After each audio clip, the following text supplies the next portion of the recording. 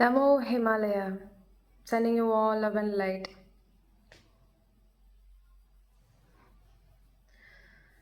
Asteroid RY4 இது இந்த பிளானட்டை நோக்கி வந்துட்டு இருக்கு. நம்ம ஒரு சின்ன கிளிம்ஸ் மாதிரி நம்ம நியூஸ் சேனலில் எங்கேயாவது நீங்கள் பார்த்துருக்கீங்க அப்படின்னா உங்களுக்கு நான் என்ன சொல்ல வரேன்னு புரியும்னு நினைக்கிறேன்.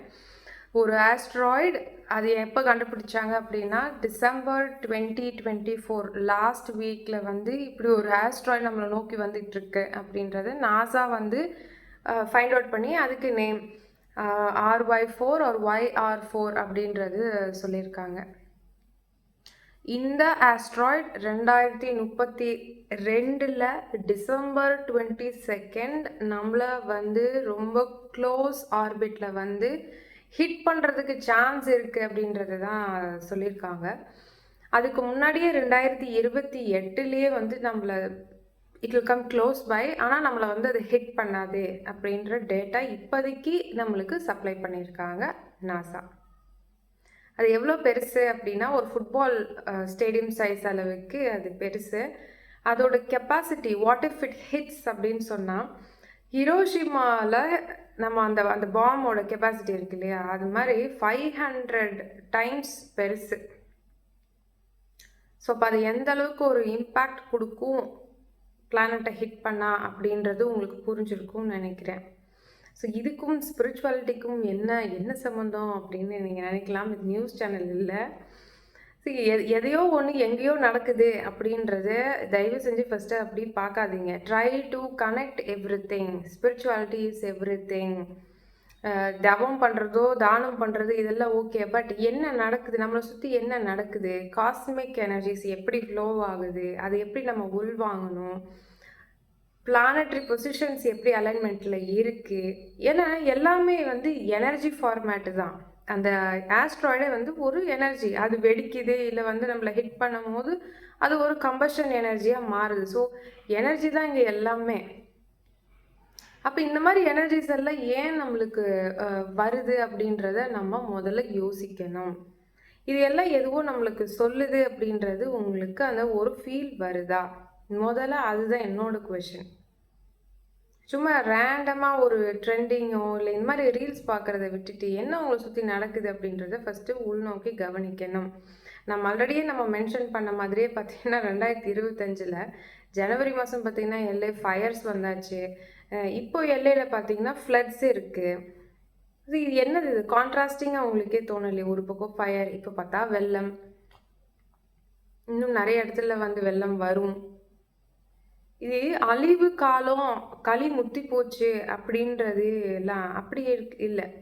ஒரு கிளென்சிங் ப்ராசஸ் போயிட்டு இருக்கு. Please understand. அந்த ஹாலிவுட் எல்லாம் அந்த LAவில் லாஸ் ஏஞ்சல்ஸில் தான் நான் சொல்லிட்டு இருக்கேன். அந்த LAவில் ஹாலிவுட் எல்லாம் இருக்குல்ல, அந்த ஸ்டுடியோஸ் இந்த மாதிரி எல்லா ஐட்டம்லாம் இருக்குல்ல. ஸோ இதெல்லாம் ஏன் லைட்டாக டெமாலிஷ் ஆயிடுச்சு, ஃபுல்லாக டெமாலிஷ் ஆயிடுச்சு என்னன்னு சரியாக தெரியல. பட் டெமாலிஷ்ட் அப்படின்றது தான் உண்மை. இதெல்லாம் ஏன் டெமாலிஷ் ஆகுதுன்னா அங்கே நிறைய டார்க் ஃபோர்ஸஸ் ஒர்க் ஆன ஒரு பிளேஸ். ஸோ அதனால நான் இப்போ உங்களுக்கு புரியும், இந்த டிசாஸ்டர், இந்த மாதிரி ஒரு அழிவுகள் எல்லாமே ஏதோ கெட்டது நோக்கி அப்படின்றது கிடையாது. எப்பயுமே அது புரிஞ்சுக்கோங்க. கிரியேஷன், ப்ரிசர்வேஷன், டிஸ்ட்ரக்ஷன், இது இன்னும் 2 இருக்குது. பட் இது 3 ஒரு நார்மல் ஹியூமன் பீயிங் கண்டிப்பாக அதை புரிஞ்சுக்கணும். நம்மளே பிறக்கிறோம், அப்புறம் நம்மளை ஏதோ காப்பாற்றிக்கிறோம், அப்புறம் ஒரு நாள் சாகிறோம். லைக்வைஸ் நம்ம பண்ணுற தவறுகள்னால தான் பூமி தன்னை தானே கிளென்ஸ் பண்ணிக்குது. ரொம்ப அதர்மங்கள் ரொம்ப படு மோசமாக அலையுதுன்றது நீங்கள் அந்த மெயின் ஸ்ட்ரீம் வழியாக பார்த்தீங்கன்னாவே தெரியும். நிறைய நியூஸில் நிறைய விஷயம் நடக்குது இல்லையா? ஸோ இந்த மாதிரி அதர்மங்கள் நடக்கும்போது கண்டிப்பாக அந்த தர்மத்தை காக்க வேண்டியது அது கிரியேட்டர் கண்டிப்பாக பண்ணுவார். அதுதான் நடந்துட்டு இருக்கு. ஆக்சுவலாக சொல்ல போனோம்னா இதெல்லாம் நடக்குது. ஓகே, காஸ்மோஸில் ஏதோ ஒன்று நடக்குது, பிளானட் தன்னை தானே கிளென்ஸ் பண்ணிக்குது. ஆனால் நீங்கள் என்ன பண்ணுறீங்க அப்படின்றது தான் என்னோட கேள்வி. What you are doing? வழக்கம் போல் எந்திரிக்கிறேன், வழக்கம் போல் சாப்பிட்றேன், வழக்கம் போல் தூங்குறேன், வழக்கம் போல் 4 ரீல்ஸ் பார்த்துட்ருக்கேன், 4 எதையோ ஒன்று பார்த்து அதை ஷேர் வேறு பண்ணி விடுவேன். இந்த மாதிரி இந்த மாதிரி ஒரு லைஃப் ஸ்டைலை நீங்கள் வாழ்கிறீங்கன்னா கண்டிப்பாக அசென்ஷன் வந்து உங்களுக்கு ஏதோ அகமதாபாத்தில் இருக்கிற மாதிரி ரொம்ப தூரம் ஏதோ ஒரு ட்ரெயின் பிடிச்சி போகிற மாதிரி தான் உங்களுக்கு இருக்கும் ஃபார் ஷுர். இந்த ஆஸ்ட்ராய்டு வந்து இப்போ நம்மளை அதை ஹிட் பண்ணாது.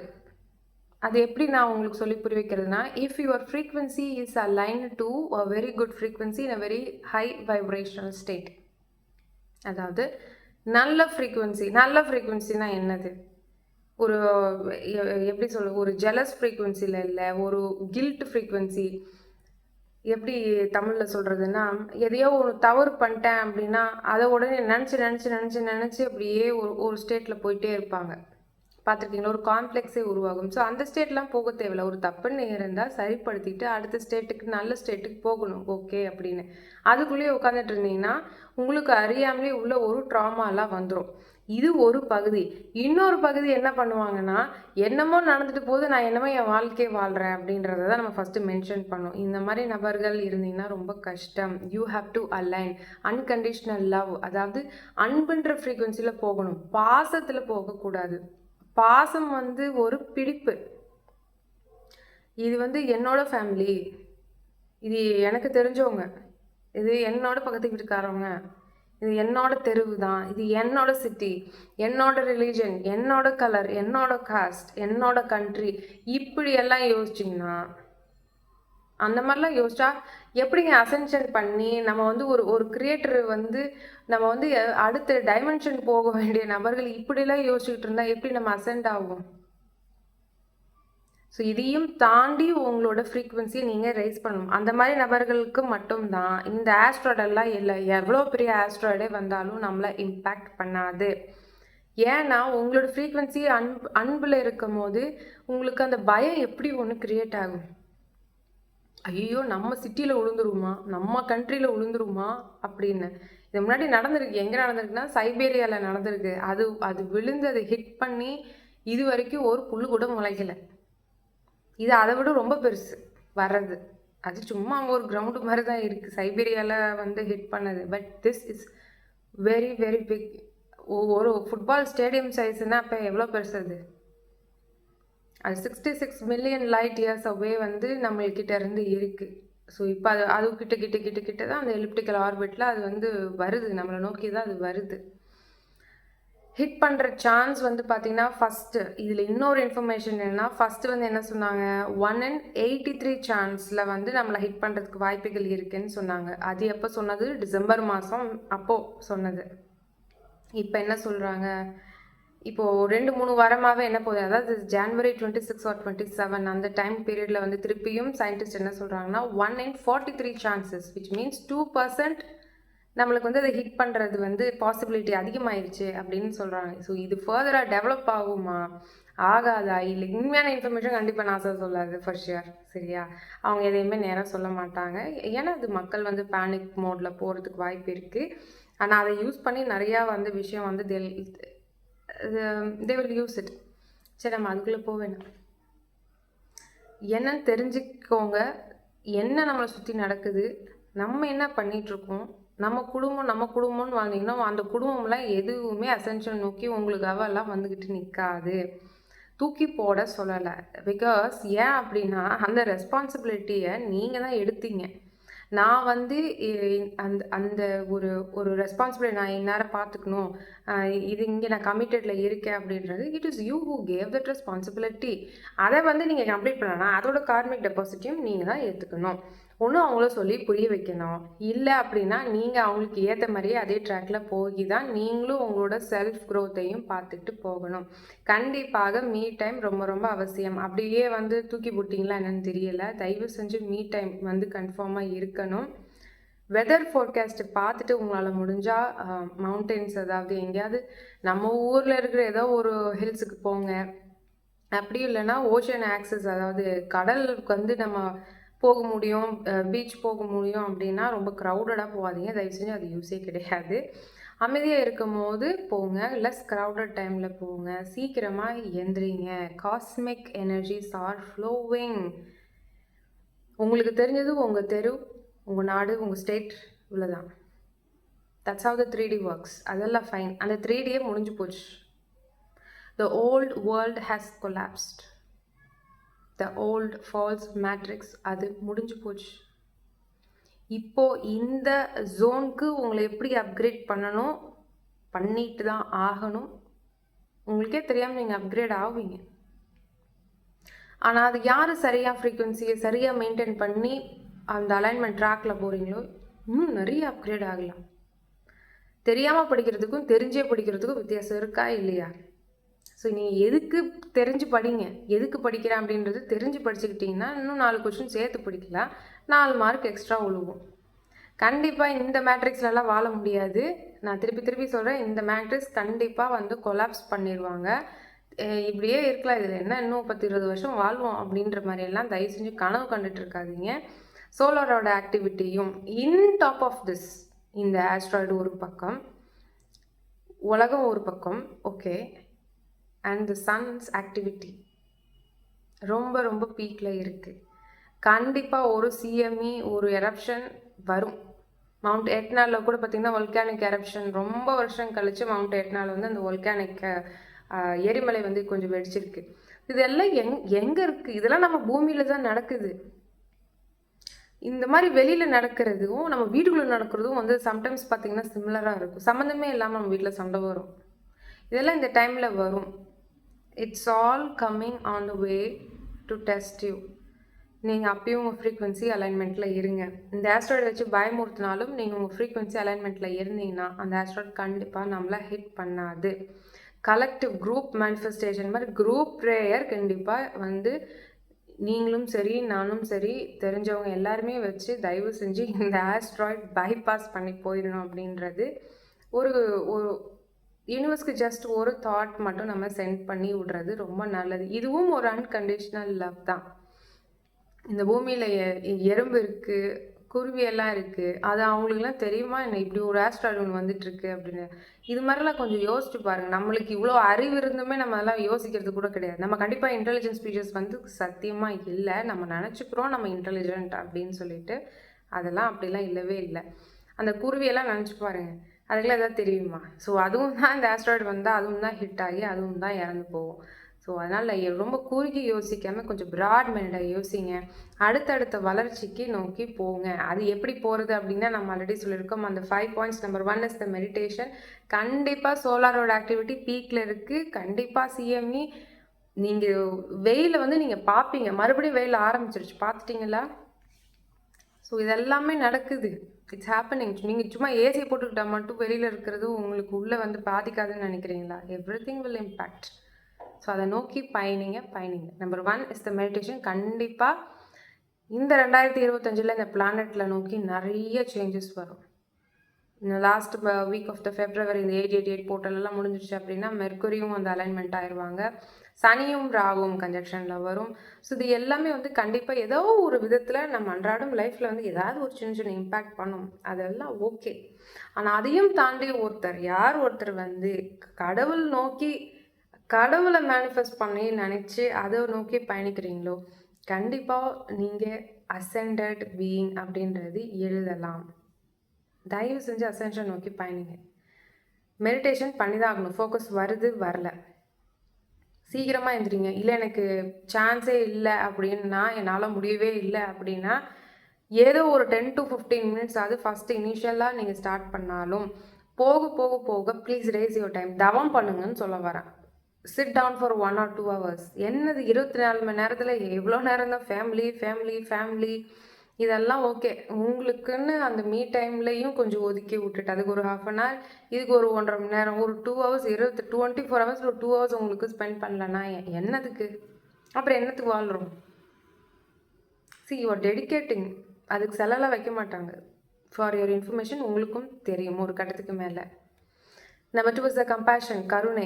இந்த டெடிகேஷன் யாருக்காவது ஹெல்ப் பண்ணுறதுல டெடிகேஷன் இருக்கா அப்படின்றது உங்களுக்கு தெரியும். ஃபேமிலிக்குள்ளேயே சுற்றிட்டு இருந்தீங்கன்னா அது பேர் வந்து ஏதோ ஒரு டிபெண்டன்சி. நீ இதுக்கு பண்ணுவ, அதனால் வந்து நான் உனக்கு பண்ணுறேன் அப்படின்றது தான் செல்ஃபிஷ். நம்மளை வந்து பார்த்துக்குவாங்க பின்னாடி அப்படின்றது தான் உண்மை.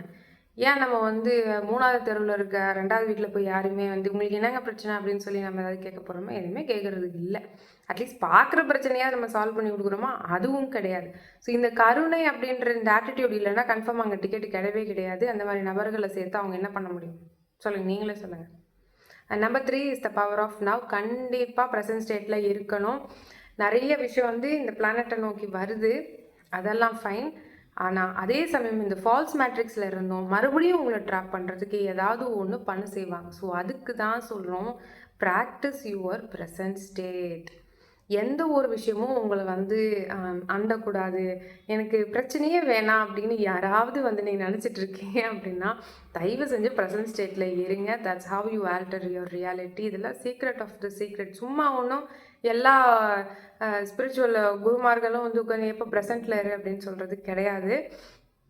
அதில் இன்னர் மீனிங், அதில் இன்னர் சீக்ரெட், டீப் சீக்ரெட், அதோட டெப்த் வந்து என்னென்னா you can alter your reality. கேட்குறதுக்கு ஏதோ ஒரு சைஃபை மூவி மாதிரி இருக்கலாம், இல்லை மாயாஜாலம் மாதிரி இருக்கலாம், பட் இட் ஹேப்பன்ஸ். அது உங்களுக்கு தெரியணும் அப்படின்னா கண்டிப்பாக நீங்கள் அதுக்கு ப்ராக்டிஸ் பண்ணணும். ப்ராக்டிஸ் பண்ணால் தானே எதையுமே தெரியும். ப்ராக்டிஸ் பண்ணுங்கள், ஒன்றும் பிரச்சனை இல்லை. 30 செகண்ட்ஸ் அந்த வாட்ச் வந்து அந்த செகண்ட்ஸ் ஹேண்டை வந்து டிக் டிக் டிக்னு 30 செகண்ட்ஸ் பாருங்கள், பார்த்துட்டே இருங்க. கண்டிப்பாக ஒரு நாள் நீங்கள் உங்களுக்கே தெரியாமல் 5 மினிட்ஸ் நீங்கள் பார்த்துட்டே இருப்பீங்க with no thoughts. No thoughts. யோசிச்சு பாருங்கள், தாட்ஸே இல்லைன்னா எப்படி இருக்கும். கொஞ்சம் கொஞ்சமாக உங்கள் மைண்டு வந்து அந்த சேட்டர் பாக்ஸ் அப்படின்னு தான் நான் சொல்லுவேன், அந்த சேட்டர் பாக்ஸ் வந்து கம்மியாகிட்டே வரும். நாளடைவில் வந்து பார்த்தீங்கன்னா எங்கப்பா அப்படின்ற மாதிரி போயிடுவீங்க. அதுதான் ப்ரெசன்ட் ஸ்டேட். அப்போ ப்ரெசன்ட் ஸ்டேட்டில் வரும்போது என்ன பிரச்சனை வருது அப்படின்றது உங்களுக்கு தெரியும், ஒரு நிதானம் இருக்கும், அதுக்கு சொல்யூஷன் வரும். படப்படன்னு இருக்குது அப்படின்னா நீங்கள் ப்ரெசன்ட் ஸ்டேட்டில் இல்லைன்றது அர்த்தம். And number 4 is the power of surrender. என்ன நடந்தாலும் சரணாகதி state is very very very important. நல்லது நடந்தாலும் சரணாகதி. நல்லது நடக்கும் போதே வந்து இந்த ஆட்கள் வந்து யோசிக்கிறது இல்லை. பட் சில பேர் வந்து சொல்லுவாங்க, ஓகே இதெல்லாம் கடவுள் கொடுத்தது, கடவுள் புண்ணியத்தில் அப்படின்னு. ஆனால் அதே இது பார்த்திங்கன்னா ஒரு கெட்டது நடந்துச்சு அப்படின்னா வந்து இது ஏன்ற கேள்வி தான் வருது தவிர, ஓகே அக்செப்ட் பண்ணிக்கிறேன் அப்படின்ற அந்த தன்மைக்கு ரொம்ப நேரம் கழிச்சு இல்லை ரொம்ப நாள் கழிச்செல்லாம் அக்செப்டன்சி அந்த லெவல் வந்து இருக்கும் அப்படின்னா ரொம்ப கஷ்டம். தயவு செஞ்சு ஒர்க் ஆன் தட். ஸோ அப்போ யோசிச்சு பாருங்கள், எவ்வளோ பாயிண்ட்ஸ் நீங்கள் உங்களுக்கு செல்ஃபாக ஒர்க் பண்ணுறதுக்கே அவ்வளோ வேலை இருக்குது. ஆனால் வீட்டில் வேலை செய்யணும், ஆஃபீஸில் வேலை செய்யணும், காலேஜில் வந்து அசைன்மெண்ட் எழுதணும், இது எல்லாமே இருக்குது. ஆனால் இதெல்லாம் தாண்டி தான் நம்ம அடுத்த லெவலுக்கு போகணும். And that's the plan. ஒரு பர்பஸும் இல்லை. I'll tell you. And number 5 is the power of gratitude. நன்றி கண்டிப்பாக சொல்லணும். யாருக்கெல்லாம் ப்ரெசன்ட் ஸ்டேட்டில் வர முடியல, சரணாகதி பண்ண முடியல அப்படின்னா இட்ஸ் வெரி ஒரு சின்ன இது சீக்ரெட் தான். நன்றி சொல்லுங்கள். டக்குன்னு எதுக்காக ஒரு நன்றி சொல்லுங்கள். ஏதோ நேற்றுக்கு நல்ல சாப்பாடு கிடச்சதுன்னா அதுக்கு நன்றி சொல்ல பழகுங்க. உங்களுக்கு முன்னாடி இருக்க அந்த பிரச்சனை வந்து அப்படியே காண போயிடும். எப்படி காண போகுதுன்னா நீங்கள் உங்களை தன்னைக்கு அறியாமலேயே பவர் ஆஃப் நவ்வில் போவீங்க, சரண்டர் பண்ணியிருப்பீங்க. அந்த மேஜிக் வந்து அது உங்களோட ஸ்பிரிட் கைட்ஸாக இருக்கலாம், இல்லை உங்களோட சோலாக இருக்கலாம், உங்களோட ஸ்பிரிட்டாக இருக்கலாம், கிரியேட்டராக இருக்கலாம், காஸ்மிக் பீயிங்ஸாக இருக்கலாம். ஏதோ ஒரு ஃபார்மேட்டில் உங்களுக்கு ஒரு சொல்யூஷன் வரும். அது கண்டிப்பாக நன்றி சொல்லணும். யாராவது உங்களை ட்ரிகர் பண்ணுறாங்க அப்படின்னா நன்றி சொல்லி பாருங்களேன். மனசுக்குள்ளே அவங்கள்ட்ட சொல்லணும்னு அவசியம் இல்லை. இன்னும் நன்றி சொல்கிறது இன்னும் பவராக உங்களுக்கு வேலை செய்யணும்னா ஒரு சீக்ரெட் சொல்கிறேன். Say it through your third eye. உங்களோட 3வது கண், அது வந்து ஒரு இமேஜினேஷன் தான். இது பை ப்ராக்டிஸ் தான் வந்து உங்களுக்கு வரும். இன்றைக்கி நான் சொல்லும் போது இதெல்லாம் வந்து என்ன மாதிரி சைஃபை மூவி மாதிரியே இருக்குதுன்னு நினைக்கக்கூடாது. பை ப்ராக்டிஸ் இது கண்டிப்பாக வரும். ப்ராக்டிஸ் பண்ணுங்கள். தேர்ட் ஐயில் ஃபோக்கஸ் பண்ணி, அதாவது புருவ மத்தியில் வந்து நீங்கள் ஃபோக்கஸ் பண்ணிகிட்டே இருக்கணும். ஃபோக்கஸ் பண்ண இது வந்து நார்மலாக சொல்கிற ஒரு ஹேபிட்டுன்னு வச்சுக்கலாமே. நம்ம வந்து பல் தேய்க்கிற மாதிரி இதுவும் ஒரு ஹேபிட்டாக ஃபாலோ பண்ணணும். புருவ மத்தியில் எப்பயுமே உங்களுக்கு கவனம் இருக்கணும். இப்போது நம்ம சரண்டர் பண்ணுறது அந்த ப்ரெசென்ட்டில் வர்றதுக்கு அந்த நன்றி வந்து தேர்ட் ஐ மூலயமா நீங்கள் நன்றி சொன்னீங்க அப்படின்னா இம்மீடியட்டாக நீங்கள் டாப் ஆவீங்க ப்ரெசென்ட்டில். அடுத்த வாட்டி ஹாப்பி டைம்ஸில் ட்ரை பண்ணி பாருங்கள். ஓகே, ஹாப்பி டைம்ஸில் இம்மீடியட்டாக நீங்கள் கிராட்டிடியூட் சொல்லி பாருங்கள். நாட் லைக் இங்கேருந்து வாய் வழியாக கிடையாது, நல்லா தெளிவாக புரிஞ்சுக்கோங்க. மௌனமாக இருந்தாலும் தேர்ட் ஐயில் நன்றி அப்படின்னு அந்த சாப்பாட்டுக்கோ இல்லை அந்த காற்றுக்கோ இல்லை ஏதோ ஒன்று இந்த வீடுக்கோ இல்லை அந்த ஃபேமிலி மெம்பர் யாருக்கோ, you just pay your gratitude through your third eye and see the magic that happens instantly. இப்படின்றதுக்குள்ளே நீங்கள் ப்ரெசென்ட்டில் வந்துடுவீங்க. So that's the power of third eye இல்லையா? சரி, தேர்ட் ஐன்னு சொல்லி அதையும் நோக்கி நோக்கி போயிட்டுருக்காதீங்க. அதையும் தாண்டி நிறைய விஷயங்கள் இருக்குது. Sending you all love and light. கண்டிப்பாக அசென்ஷன் நோக்கி பயணிங்க. அதுக்காக மட்டும்தான் இங்கே வந்திருக்கீங்க தவிர வேற எதையும் இல்லை. எல்லாம் ஜஸ்ட் மாயா, இல்யூஷன்.